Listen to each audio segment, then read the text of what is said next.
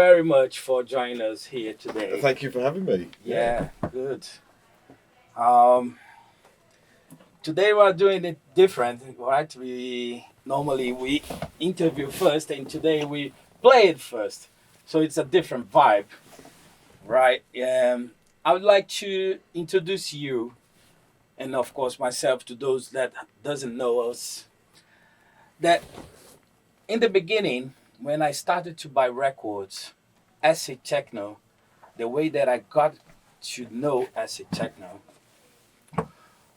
was with power tools, Okay. Yeah. cluster, and hydraulics.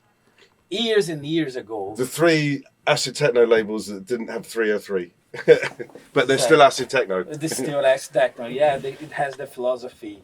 It has the metrics. Exactly. Yeah. So I need to tell you that Power Tools was the first label, together with hydraulics, that I built the collection very quick.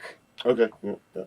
So it's good to have this Thank you. experience now, because we talked a lot yesterday and today, but I didn't tell you this because I wanted to tell you this now. Cool. Yeah. Yeah, Yeah. man. Fantastic. That's good to know. Yeah, Thank you, yeah. because Power Tools was the label that I started to somehow it happened this way, and it at that time it was the label that I had almost all the records. Mhm. So I want to get back to that time and introduce yourself to people that are listening to us now. Okay. Yeah. So tell us a little bit of your stories back in the days. I've been recording for about 30 years, probably under three names. I started off as Ant, or DJ Ant, or I started DJing in 1994. Okay. Started producing soon after with Dave DDR, actually. When Dave first moved to America, I took over the Kinetic Studios. Mhm. Basically, kind of cut my teeth on the underground, London underground free party movement. Playing for Immersion Sound System. That's Okay. Laurie, who runs Curve Pusher, and kind of very quickly around 1995, 1996. So I started DJing in 94. So sort of 94, 95, 96.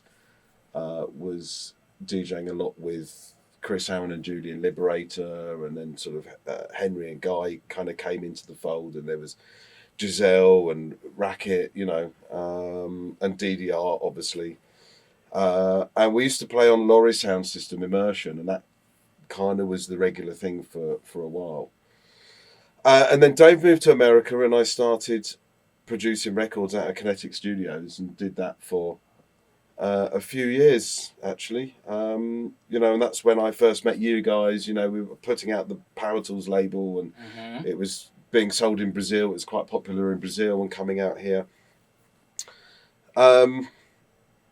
The shortened version would be up until about 2012, I think. And then I started Chicago Loop, which actually I'd done a couple of Chicago Loop records on Cluster way back before, I think around 2005, 2006. Yeah. After playing in Chicago, and I just really liked the name, So I did a Chicago Loop and then the Chicago Loop 2 releases on Cluster. And around 2012, I wanted to... we were still playing vinyl. I was still playing vinyl at that point, but getting a lot more into the digital side of things and realising there was a lot more to discover, because Okay.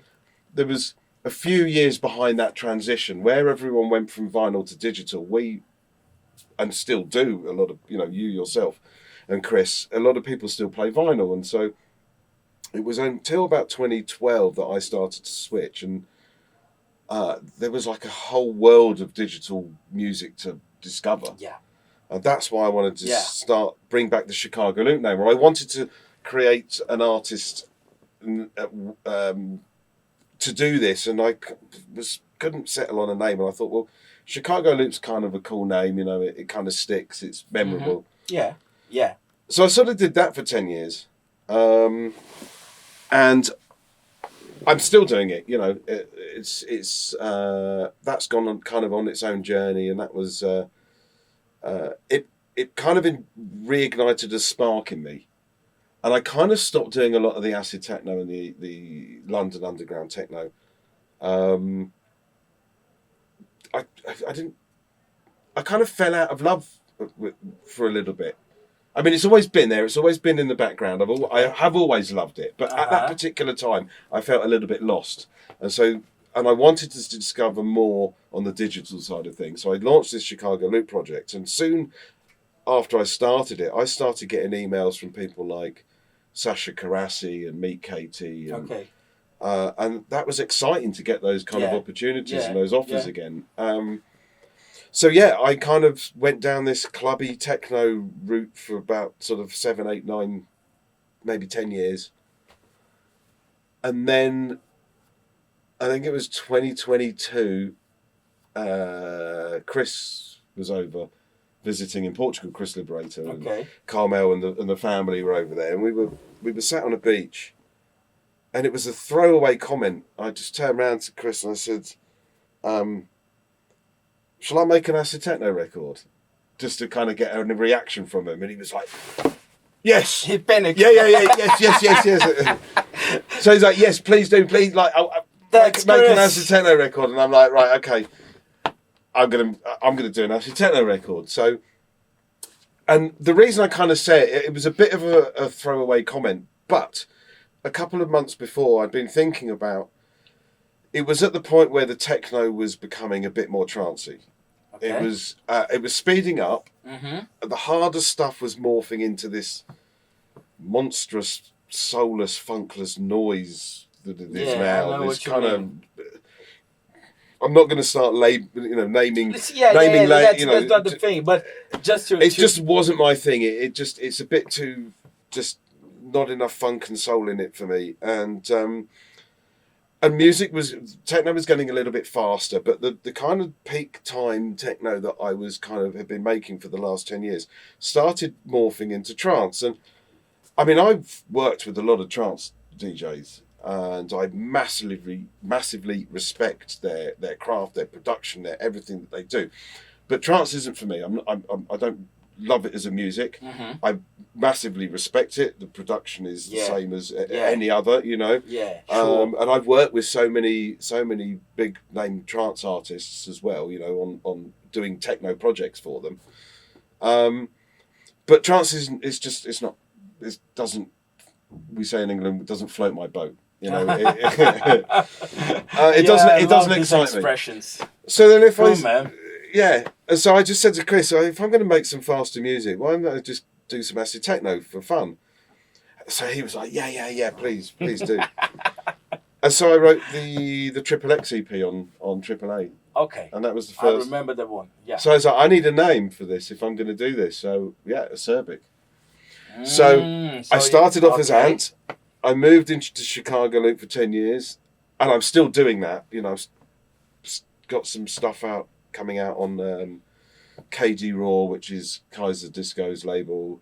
I've just done a load of stuff for Christian Smith's Tronic, you know. So the Chicago Loop thing is still rolling in the background, but I've kind of made two separations. There's a division.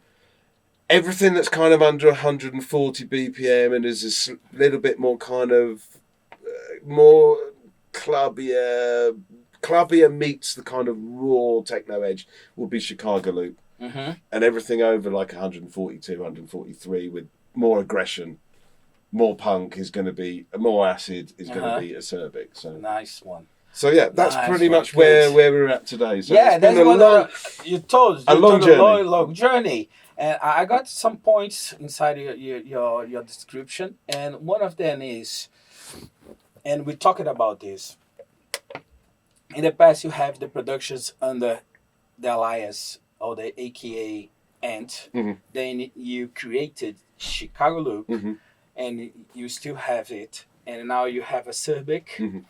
which for us Brazilians, is like you name it, you call it a signature. So it's something very specific. A marker, A marca, a brand. a brand. Yeah, Exactly. exactly. Yes, yeah, yeah. That's it. So it's for a producer. I would like to ask you, and of course to tell everyone about it. Uh, what is in your mind, in your way of thinking? What exactly you add like a process to describe? This is Chicago Loop way of doing music. Yeah. This is a Acerbic way of doing music. Now, Okay. Yeah. this. So please talk about this. One flows into the other, which flows into the other. ACERBIC wouldn't exist without Chicago Loop. Chicago Loop wouldn't exist without Ant. Good man. And the mentality behind it has always pretty much been the same. I love the sound of old school music, but I will try to put modern drums on it. Now, the Ant stuff was a learning curve for me because I was just learning everything. Yeah, So yeah. the production skills were, there was a naivety there. It was more about making a punk record, or making an aggressive sound system record, because that's what they were. They were records for sound systems. Okay. So when I went to go and do Chicago Loop, I had to kind of unlearn that, because the people that I was sending the music to, obviously there were sound system people, but it's not London Underground punk attitudes, DIY. There's a lot more commercialism in there. Okay. And so but I still wanted to take those old school sounds, but put really modern production techniques on it. And I really struggled at first to separate the Chicago Loop stuff from the Ant stuff. It was an extreme learning curve. It took a long time to get my head around how to produce not a more polished record. It's not, because that makes it sound like it's better. It's not. Okay.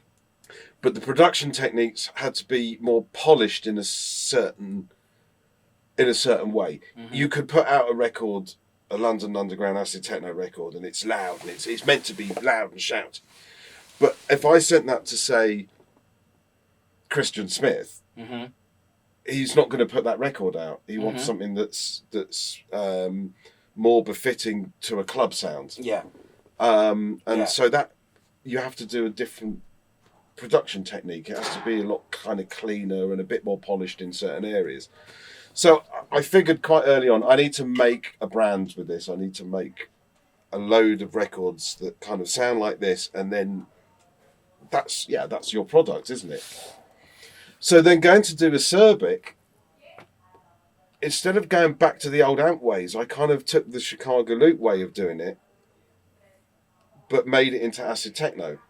So it's a cleaner Acid Techno sound, but it's still cleaner, still loud and shouty. There's not so many big drum fills and there's build-ups and things like that, but there's not lots of fills, and it's not so noodly, what we'd call noodly Acid Techno. It's a bold statement, but I kind of looked at the way, say, somebody like AC/DC would write a song. Okay. Strong rhythm, a strong lead, which is your 303 and a fairly basic beat. And if you listen to all the ACERBIC stuff, it's got a fairly basic beat. There's not loads and loads of loops in there like the Ant Power Tool stuff. And then that allows the rest of the music to kind of breathe, and the acid lines to really stand out and be heard, and the vocal samples to be heard. And it's good, man. That's kind of the way.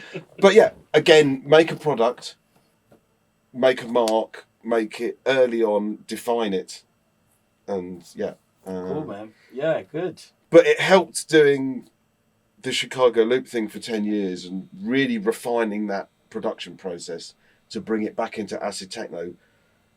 And I mean, it's not just Acid Techno. There's lots of sides to ACERBIC. There's hard techno, there's industrial techno, there's some wonky stuff. Okay, yeah. Like the B-side of Cluster, I can't remember what number it was now, but And I'm trying to do some of the new releases. I'm trying to do different things with the acid, not just straight up Mm-hmm. That, The cluster, I think it's the 102.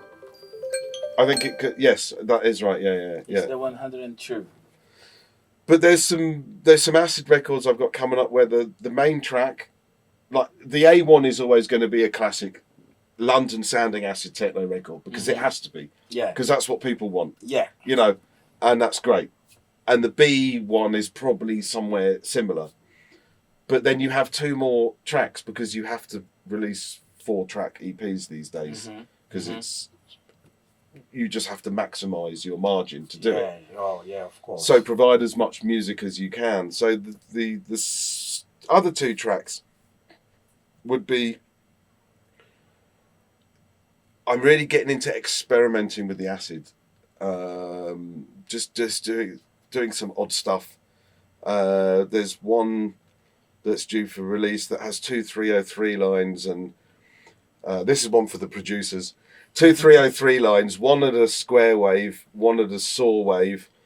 The saw wave has been pitched up almost a full octave, just shy of a full octave, and then it has a D tune over 8 bars, and so it sounds really demonic. And it's 2 acid lines that sound like one, but like nothing you've ever heard. So I'm really trying to push the boundaries of cool, man. how you're going to hear acid techno, and that's what I will do with like the B1 and the A2 and the B2 side. So that's So there's not just classic acid techno with the ACERBIC. There's a lot of sides to it. Yeah. Another thing that got me thinking while I was listening to you is to talk about the progression of the studios. Okay. When you had your studio back in the days, it has a setup and a collection of hardwares connected in some way, and it evolved along the time. And nowadays you have most of it digital. Also, of course, you have some hardware, but it's completely different. It is. Back in the days, you had limits, hardware limits. Yep. So you have 8 channels or 12 or 16. You put your effects on a bus, which means that you would have, let's say you'd have, if you were lucky, you'd have 2 or 3 delay units, 2 or 3 reverb units. If you were lucky. Yeah. And then, but you couldn't have that on every channel, so you would send it from the channel to the bus. You know, nowadays you can have everywhere you want. Exactly. You can put it on the bus. You can put it in line on the channel. You can put it on an audio effects rack so that you can mix it into the channel. There's so many different ways of doing it. Exactly. And to answer your question fairly quickly, is I pretty much sold all my studio, and there's sometimes I do regret it, but a lot of the time I don't, because right now it probably only would have been an investment, but I bought it all in Japan, or most of it in Japan. I was going to Japan so often, and at the time with the airlines, you could travel with 2 or 3 bags. And all good. You know, we had the status points with the airline, so I go to Japan with 3 bags, 1 bag full and 2 bags empty. We go to Akihabara, and I buy a load of discounted Roland second-hand gear, bring it back to England, and it came into the studio. So look what I've got. I just got back to Japan. Look what I have. And my studio was full of 240 to 110 transformers, you know, because of the power difference. I had loads of these big silver boxes all sitting around. But now everything is just in my Mac, you know, and it's that's just the way I like the workflow. The workflow. I like the total recall. Okay. And if anyone is wanting to know what 303s I use, Racket does actually have a 303, but I don't even use that in the studio. I use the Fosicon 2. I don't work for them. Okay. I'm not advocating them for anything, but there's no other 303 clone software, hardware that has come close to a real 303 than the Fosicon 2. Every single ACERBIC record that you hear has got the Fosicon 2 in it. And then maybe some other acid sounds as well. Mm-hmm. But the main lead riffs are all from the Fozzicon too. Nice, man. And it just sounds amazing. Mm-hmm. It sounds amazing. Yeah, it is unique. It is, for me, it's just nothing's come close. Mm-hmm. So yeah, there's a secret. Nice one, bro. So, getting back on the last question, let's talk about what we've been producing recently and what we can expect for the future now. So yes, I don't know how long things are going to take to come out because pretty much everything is vinyl. So, you know, it could be. I've probably got about 45 to 50 tracks Brilliant. lined up over a series of releases. So out of those, so I don't know how many, but there's 4-track techno, 4-tracker for Perk tracks. Uh-huh. So I've done something for Perk. Really looking forward to that, and they sound really different.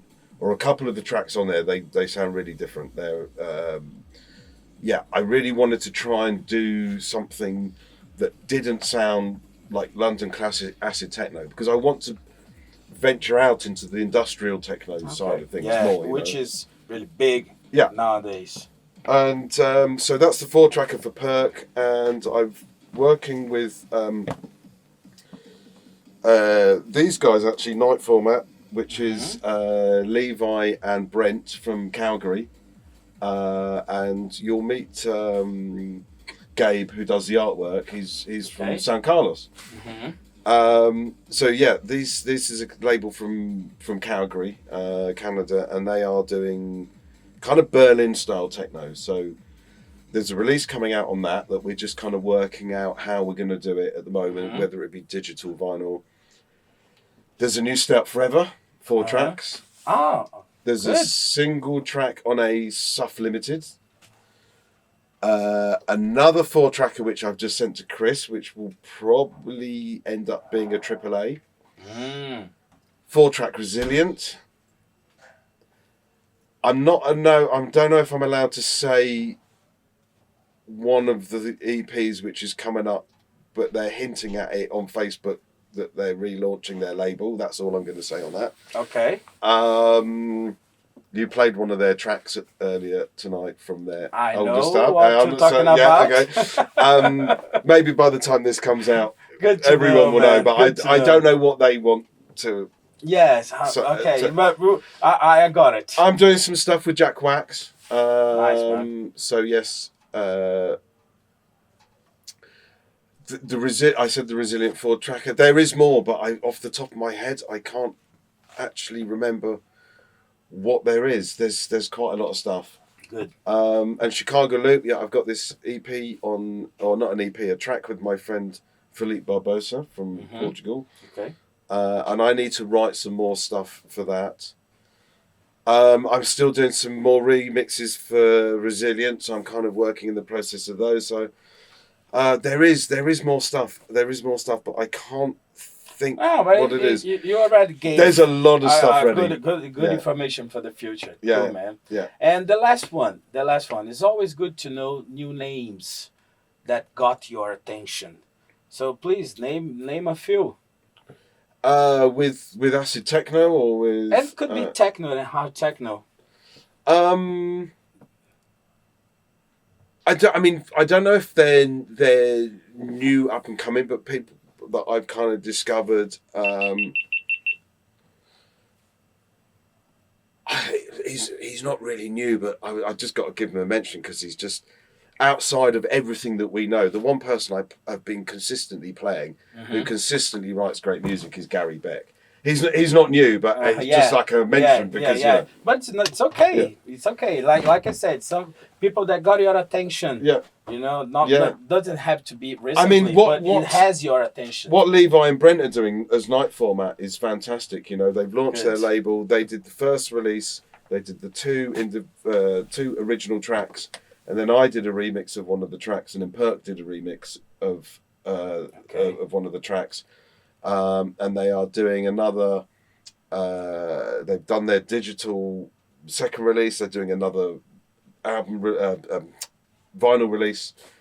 and then we're working out whether the next one will be vinyl or digital with me. But I mean, they've really kind of come out and said, you know, we want to do this. This is the kind of techno we want to make, and they've come out. That first release was so strong. So Night Format, you know, and you know, Levi's been producing for a while, but his partner Brent is really talented. He's one of the new guys definitely to watch out for. And also Gabe, who you're going to meet, you know, he's the artwork designer for the label. You know, he was living in Canada, and I DJ'd with him there last year. Good. So yeah, you know, the new breed, and they're young. You know, they're young, and they're keen, and they're good. You know, it's you know, brilliant. Yeah, so they're Cool, just man. you know, they're a few of that's kind of piqued my attention. Yeah. Great. So yeah, thank you very much. Thank you for having me. For Yeah, absolutely. sharing your experience and some part of your life around Acid Techno. It's a pleasure. Yeah. Nice one. Thank you, man. All the best.